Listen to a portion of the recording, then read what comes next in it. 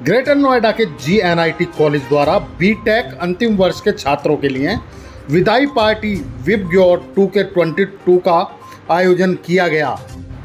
कार्यक्रम की शुरुआत GN ग्रुप के चेयरमैन BL गुप्ता जी, मुख्य अतिथि Anand Kumar, director official language, ministry of finance के अलावा guest of honour MK Pande, CEO global diaspora Singapore व GN group vice chairman Bajrang Lal Gupta और GN group director doctor Sharad Agarwal द्वारा दीप प्रज्वलित करके किया गया। इस मौके पर GN ग्रुप के सभी कॉलेजों के निदेशक, डीन, सभी विभागों के विभागाध्यक्ष और फैकल्टी भी मौजूद रहे।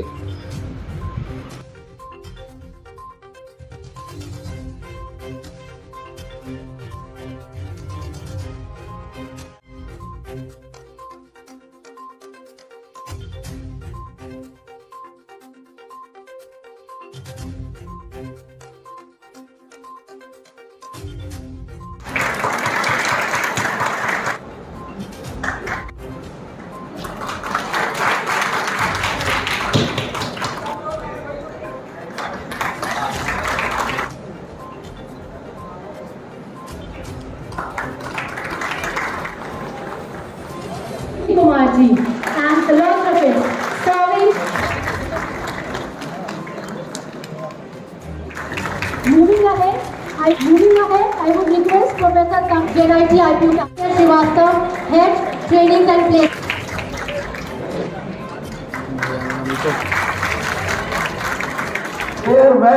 फेयरवेल का हिंदी में मतलब होता है विदाई। कोई माँ बाप अपने बच्चे को अगर विदाई देता है तो उसके मन में किस जरूर रहती है कि मेरा बच्चा मेरे यहाँ से जा रहा है। लेकिन इसके साथ साथ एक खुशी भी है कि आपने अपनी जिंदगी में जो चाहा वो पाया।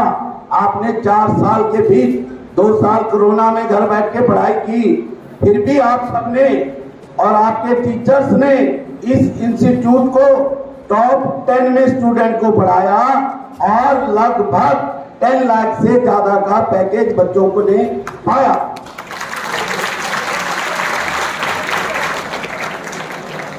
इसके साथ साथ मैं आपको बताना चाहता हूं भाई, शेर के बच्चे को शिकार और बनिए के बच्चे को व्यापार कभी सिखाया नहीं जाता। आप जिंदगी में घबराना मत। आप तो आज से सर्टिफाइड इंजीनियर हो गए हैं, वो भी IPU यूनिवर्सिटी की डिग्री लेके। जिसकी जॉब लग गई बहुत अच्छी बात है, जिसकी जॉब नहीं लगी उससे अच्छी बात है, वो जॉब देने वाला बनेगा। आपके माँ बाप ने 4 साल आपके ऊपर 8 लाख रुपए खर्चे और मुझे सौंप दिया। मेरा फर्ज है कि आप यहाँ से बेहतर शिक्षा ग्रहण करें, आपकी जॉब लगे और आप अच्छी शिक्षा प्राप्त करके देश की भागीदारी के अंदर शामिल हों। कोई भी बच्चा ये मत सोचिए कि मेरे को थोड़ा अभी जॉब नहीं लगी या कुछ नहीं हुआ। हर चीज आपको समय के अनुसार मिलेगी। हर चीज मिलने में समय लगता है क्योंकि सूरज भी धीरे धीरे उगता है। और इसकी पार्टी ने बहुत बड़ी कोशिश की है कि आपके लिए दिन रात, अभी हमारे सांगी जी हैं बेचारे फूड कमेटी में, मैंने कल देखा खुद प्लेट साफ कर रहे थे, तो इससे बड़ा दाग क्या हो सकता कि आप जहां भी जाएं सफल हो, लेकिन साथ ही साथ अपनी भाषा और अपनी संस्कृति को जिंदा रखने की कोशिश कीजिए, क्योंकि भाषा और संस्कृति के बिना आपका कोई वजूद नहीं है।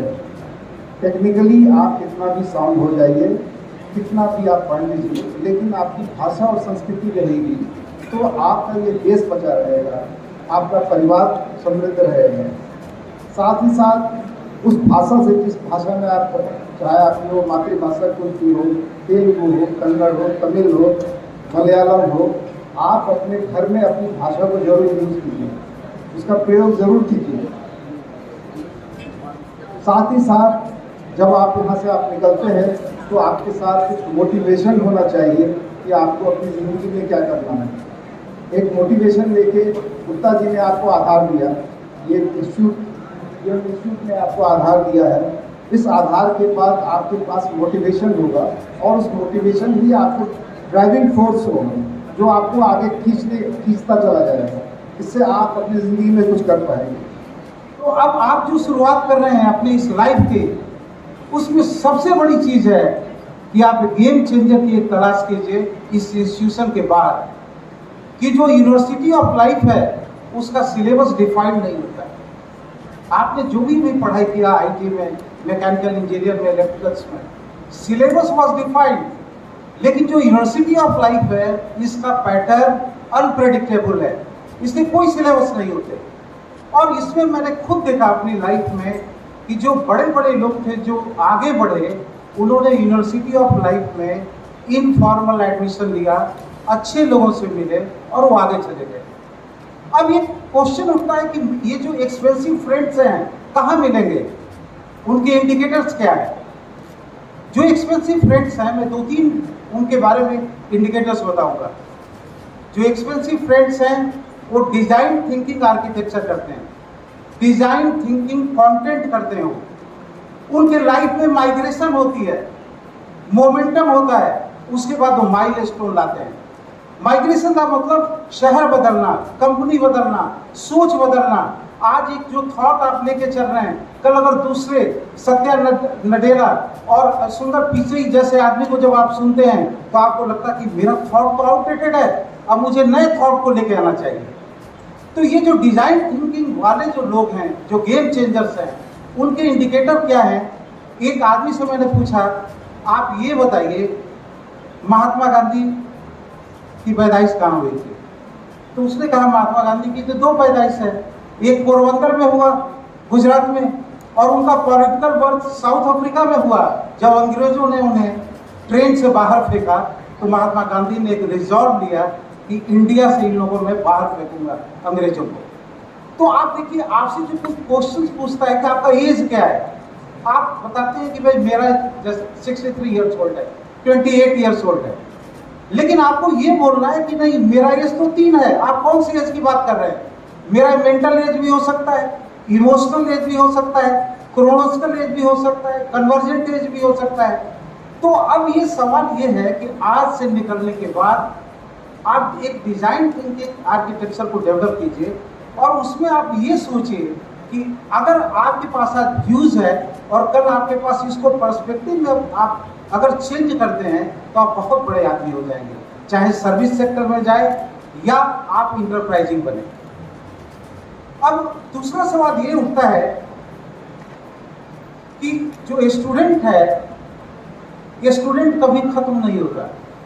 मैं भी एक स्टूडेंट हूँ, मेरे भीतर कल्चर ऑफ क्यूरियोसिटी है, एक एपिटाइट है, इंटेलेक्चुअल स्टिमुलेशन है। मैं आपसे सीखने के लिए आया हूँ। अभी शायद गुप्ता जी ने 1-2 चीज़ें बोली, मेरे लिए भी एक सीखने के लिए बहुत सारी चीज़ें हैं।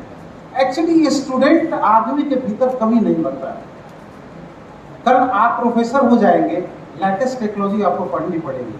कल आप प्राइवेट सेक्टर में जाएंगे, आपके कंप्यूटर अगर बड़े शार्प हैं तो आपको अपना लेवल बढ़ाना पड़ेगा, अदरवाइज आपका एग्जिस्टेंस खत्म हो जाएगा। आज के इस एज में सबसे बड़ा प्रॉब्लम है अपने भीतर स्टूडेंट को जिंदा रखना, उसको कॉन्टेक्चुअल बनाना, उसको रेलेवेंट बनाना।